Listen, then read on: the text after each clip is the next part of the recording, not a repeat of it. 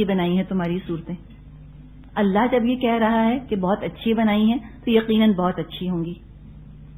اور اللہ سے دعا کر کے وہ جو احساس کمتری ہے، جس فیلڈ کے اندر وہ احساس کمتری پایا جاتا ہے، اس کو انسان عبور کرنے کی کوشش کرے، اوور کم کرنے کی کوشش کرے.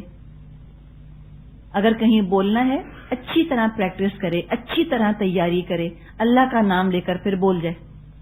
کوئی چیز پکانی ہے نہ ڈرے خراب ہونے سے، کوشش کر کے کر جائے.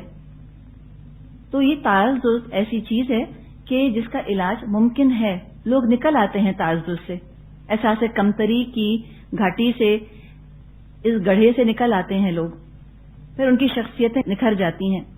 بعض دفعہ اللہ کے فضل سے کوئی ساتھی زندگی میں ایسا مل جاتا ہے کہ جو ان کو احساس کمتری سے، تعزز سے باہر نکال لیتا ہے. لیکن پھر یہ بھی سالوں کا پروسیس ہے، قدم قدم کر کے ہی انسان اس چیز سے باہر آتا ہے. تو اللہ کے بارے میں گمان بہت اچھا کہ میں اپنے بنانے والے کے لیے بہت اسپیشل ہوں، اور یاد رکھے کہ اللہ 70 ماؤں سے بڑھ کر چاہتا ہے. تعزز کی ایک وجہ یہ بھی ہوتی ہے نا کہ لوگوں کو محبت نہیں ملی ہوتی بچپن میں، کسی نے پیار نہیں کیا ہوتا، ان کو کسی نے توجہ نہیں دی ہوتی.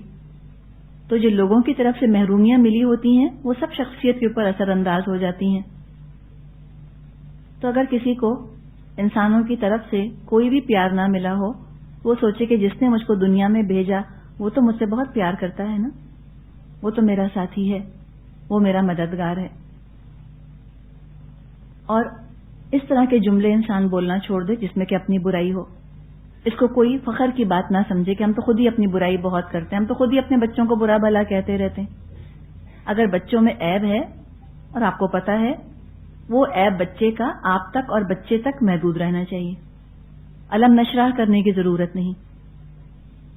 آپ کے ماتحت میں کوئی عیب ہے، ماتحت تک اور آپ تک محدود رہنا چاہیے. ساری دنیا کے سامنے تذکرہ کرنے کی ضرورت نہیں. اپنا کوئی عیب ہے، اللہ سے رجوع کریں، اللہ سے اس عیب کو دور کرنے کی دعا کریں کہ اللہ تو دور فرما دے اس کو. اور جس حد تک بھی ممکن ہو انسان پریزنٹیبل طرح سے لوگوں کے سامنے آئے تاکہ لوگوں کو اس پر ہنسنے کا یا اس کی برائی کرنے کا موقع نہ ملے. تو انشاءاللہ تعالی قدم قدم کر کے شروع کریں گے تو یہ تعزز جو ہے اس بیماری سے اللہ تعالی نجات دے دے گا. والآخر دعوانا ان الحمد للہ رب العالمین. نحمده ونصلي على رسوله الكريم. اما بعد فاعوذ بالله من الشيطان الرجيم. بسم الله الرحمن الرحيم. رب اشرح لي صدري ويسر لي امري واحلل عقدة من لساني يفقهوا قولي. پچھلی دفعہ ہم نے بات کی تھی تعزز کی، اور اس کے بارے میں پھر ہم نے کچھ علاج بھی دیکھے تھے کہ جس کو اپنے اندر تعزز نظر آتا ہو وہ کیا کرے. ایک خیال یہ آتا ہے کہ اپنے ارد گرد اگر ہم کسی ایسے انسان کو دیکھیں جو تعزز کا شکار ہے، اس کی مدد کیسے کی جائے. اس کو بھی احساس دلایا جائے کہ اللہ نے کیسے اس کو دونوں ہاتھوں سے بنایا ہے، اللہ کتنی اسے محبت کرتا ہے. یہ سارے علاج اس پر بھی آزمائے جا سکتے ہیں. ایک علاج یہ بھی ہے کہ جن کے اندر تعزز ہے وہ کسی ٹیم کا حصہ بن جائیں. اس لیے کہ تعزز میں یہ ہوتا ہے نا کہ اپنے ورتھ لیس ہونے کا خیال ہوتا ہے. میں کچھ نہیں کر سکتی، میں بالکل نکمی ہوں، میں بالکل بیکار ہوں، جو کام کرتی ہوں غلط کرتی ہوں، ایسا احساس رہتا ہے. کسی ٹیم کے ساتھ مل کے جب یہ لوگ کام کرتے ہیں تو تب بھی تعزز کا علاج ہوتا ہے. الحمدللہ بڑی برکت ہے ٹیم ورک کے اندر. اور جس ٹیم کے اندر یہ شامل ہوں اس میں ایسا کام لیں جو کہ نسبتاً آسان ہو، ہلکا پھلکا کام لیں. سمپل ٹاسکس ان کو دینے چاہیے تعزز کے شکار لوگوں کو. اور جب وہ کام سیدھا سادہ سا ہوتا ہے، وہ جب یہ کام کر لیتے ہیں تو ان کے اندر تھوڑا سا اعتماد آتا ہے کہ ہاں میں کچھ کر سکتی ہوں. پھر یہ ہوتا ہے اگر وہ کام ادھورا چھوڑنے کے چکر میں ہو، جو ساری ٹیم کے لوگ ہوتے ہیں وہ ان کو پکڑ لیتے ہیں، ان کے قدم جماتے ہیں کہ نہیں تم یہ کام چھوڑ کے نہیں جا سکتے، تو مجبوراً بھی وہ کام پورا کرنا پڑتا ہے ان کو. اس سے بھی ان کے اندر اعتماد پیدا ہوتا ہے. اگر کسی کے اندر تعزز کا احساس ہو تو پھر اس کی تعریف کرنی چاہیے. اب اگر کسی کے اندر تکبر ہے تو کیا کرنا ہے؟ بالکل تعریف نہیں کرنی. اگر اپنے اندر تکبر محسوس ہوتا ہے میں نہیں کرنا. اب یہ جو ایکسٹریمز ہے نا، تکبر ایک ایکسٹریم ہے، تعزز دوسری ایکسٹریم ہے. ان کا علاج کرنے کے لیے تھوڑا سا ایکسٹریم پر جانا ہوگا. کس طرح سے؟ جیسے کہ آپ کے پاس پانی ہے جو کہ بالکل یخ ہے، ٹھنڈا برف پانی. آپ اس کا درجہ حرارت معتدل کرنا چاہتی ہیں تو آپ کیا کرتی ہیں؟ تیز گرم پانی ڈالتی ہیں نا. تیز گرم پانی ڈالتی ہیں نا، ایکسٹریملی ہاٹ واٹر. کب تک؟ کتنی دیر تک؟ جب تک درجہ حرارت نارمل ہو جائے. ورنہ اگر مسلسل آپ بہت کھولتا ہوا پانی ڈالتی رہیں گی تو وہ بہت ٹھنڈے سے بہت گرم کی طرف چل پڑے گا. اور اگر آپ اس کے اندر کنکنا سا پانی ڈالتی رہیں گی، بہت کھولتا ہوا پانی نہیں ڈالیں گی، تو اس کا درجہ حرارت جو ہے معتدل نہیں ہوگا. یہی مسئلہ ہوگا. امام غزالی رحمۃ اللہ علیہ نے یہ مثال دی ہے. تو وہ یہ کہتے ہیں کہ اس طرح کی شدید بیماری کا ازالہ کرنے کے لیے بعض دفعہ دوسری انتہا پر جانا پڑتا ہے. یعنی تکبر ہے، شدت کا مرض ہے، تو ایکسٹریم پر جا کے علاج کرنا ہوگا. جس کے اندر تکبر ہے اس کی بالکل تعریف نہ کی جائے، وہ اپنی تعریف بالکل نہ کرے، اپنا ذکر بند کر دے. لیکن کب تک؟ جب تک یہ تکبر اس میں سے دور ہو جائے. اس کے بعد پھر وہ معتدل ہو جائے، نارمل رویہ اختیار کر لے، نارمل بات چیت شروع کر دے. لیکن جب تک مرض ہے، جب تک پھر دوسری ایکسٹریم پر جا کر علاج کرنا ہوگا. اسی طرح جس کے اندر تعزز ہے، اب اس کو کچھ عرصے کے لیے دوسرے ایکسٹریم پر جانا ہوگا. اپنی بہت تعریف خود سوچے، اپنے بارے میں بہت اچھا سوچے. جس کے اندر ہمیں تعزز نظر آ رہا ہے، مثال کے طور پہ اپنے اندر نہیں، کسی اور کے اندر نظر آتا ہے، اپنے کسی رشتہ دار میں یا اپنے کسی جاننے والے میں، اس کی خوب تعریف کرنی چاہیے، خوب اس کو انکریج کرنا چاہیے، خوب ہمت افزائی کرنی چاہیے، اچھا کہنا چاہیے، اس کو خوب اس کو توجہ دینی چاہیے. اٹینشن. جن لوگوں کو اٹینشن نہیں ملی ہوتی، جو نیگلیکٹ کا شکار ہوئے ہوتے ہیں، ان کے اندر بھی تعزز بعض دفعہ پیدا ہو جاتا ہے. تو ایکسٹریم پر جا کر ان کا یہ علاج کرنا ہوگا. کب تک؟ اتنے عرصے تک جب وہ معتدل ہو جائیں. اب یہ نہ ہو کہ وہ تعزز سے اوور شوٹ کر کے پھر وہ تکبر میں چلے جائیں. تو اس کو پھر بہت کیئرفلی مانیٹر کرنا ہوتا ہے.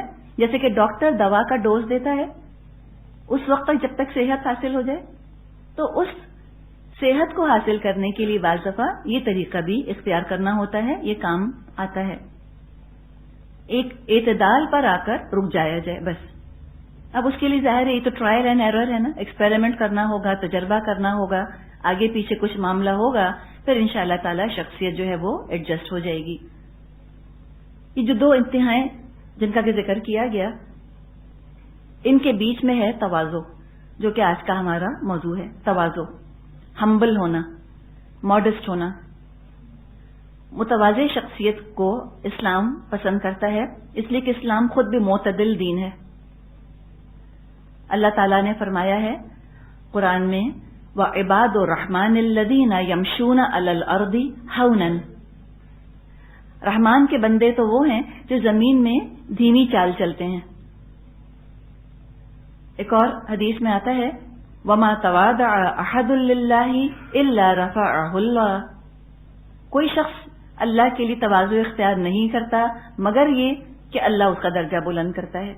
مراد ہے کہ جو اللہ کی خاطر تواضع اختیار کرے گا اللہ اس کو عزت دے گا. صحیح مسلم میں یہ حدیث موجود ہے.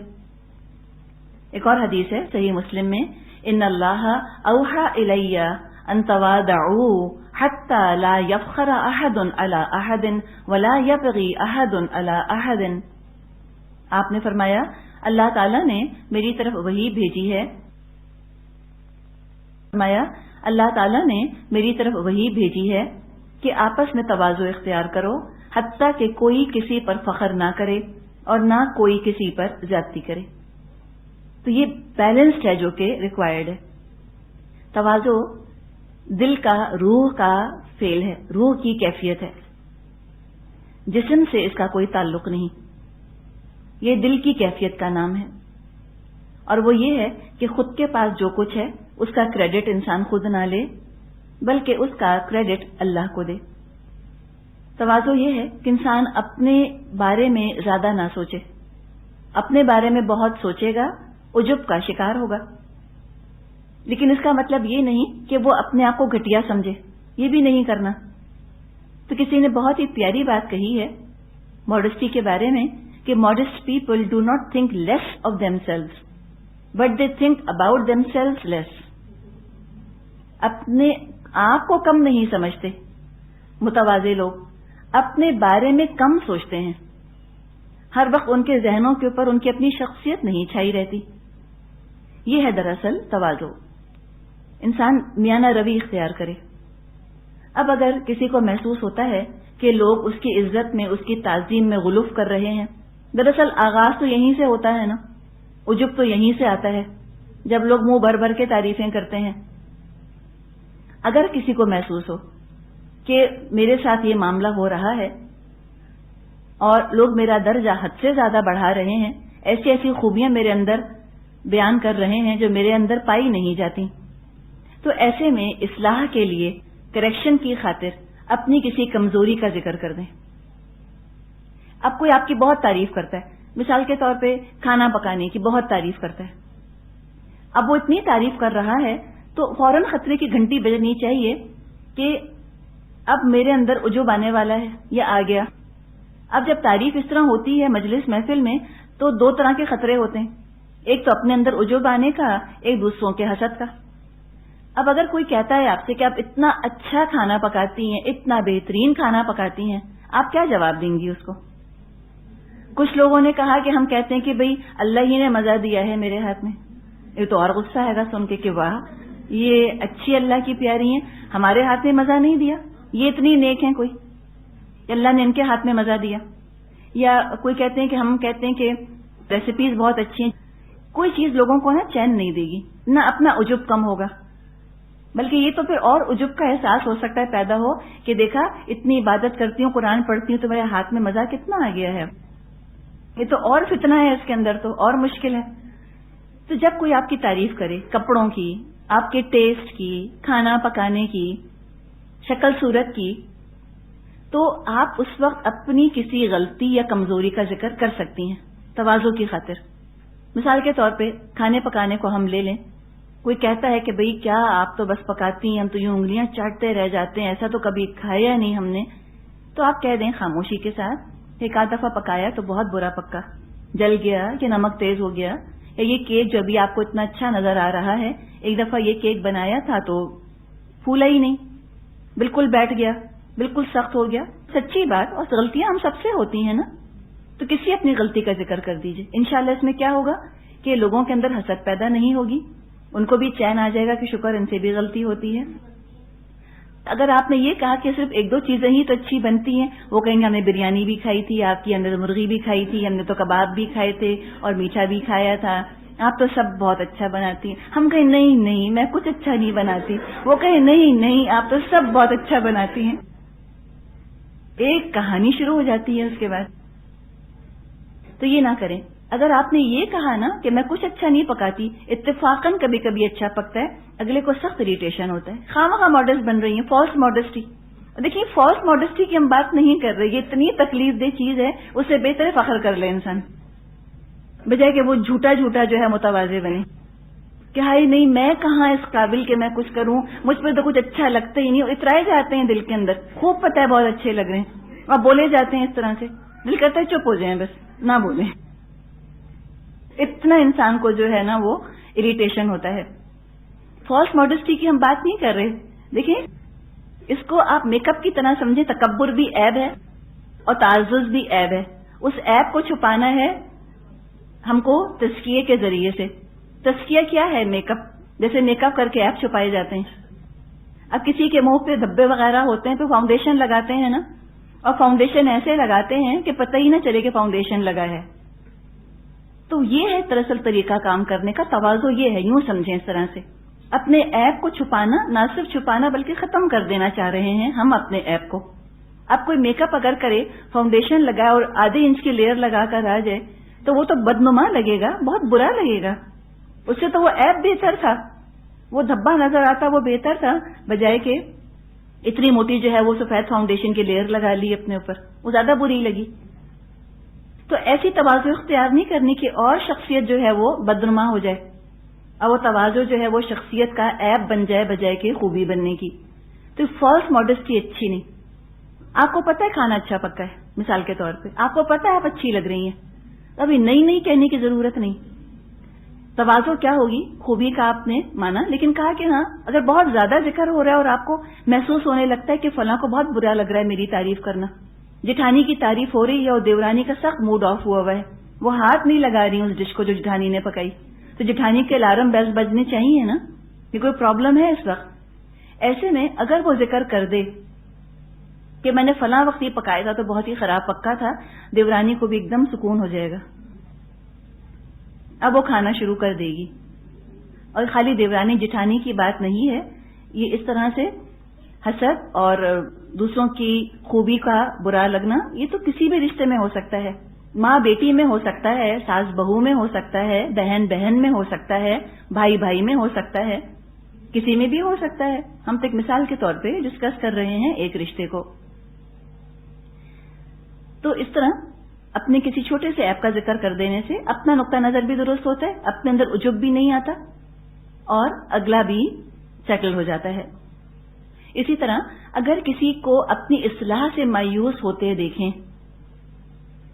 کوئی آپ کے سامنے بات کرے اور آپ کو محسوس ہو کہ یہ تو بڑا ہی بیچارہ مایوس ہے اور یہ سمجھتا ہے کہ میں تو کبھی ٹھیک ہو نہیں سکتی، میں 5 وقت کی نماز پڑھ ہی نہیں سکتی، فجر کے لیے مجھ سے اٹھا ہی نہیں جاتا، تو اس کی ہمت افزائی کرنے کے لیے، حوصلہ افزائی کرنے کے لیے، انکریج کرنے کے لیے اس کو بتا سکتے ہیں کہ دیکھو مجھ میں بھی یہ کمزوری تھی، اللہ کے فضل سے دور ہو گئی. آپ بھی کوشش کرتے رہیں، انشاءاللہ آپ کی بھی دور ہو سکتی ہے. میں ایک نمونہ موجود ہوں، اللہ نے مجھ پر بھی فضل کیا ہے، اللہ آپ پر بھی کرے گا تو بھی ٹھیک ہے، یہ بھی کیا جا سکتا ہے.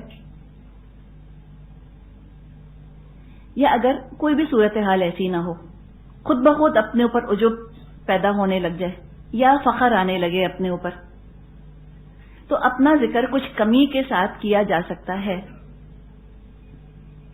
کوئی دلیل اس کی؟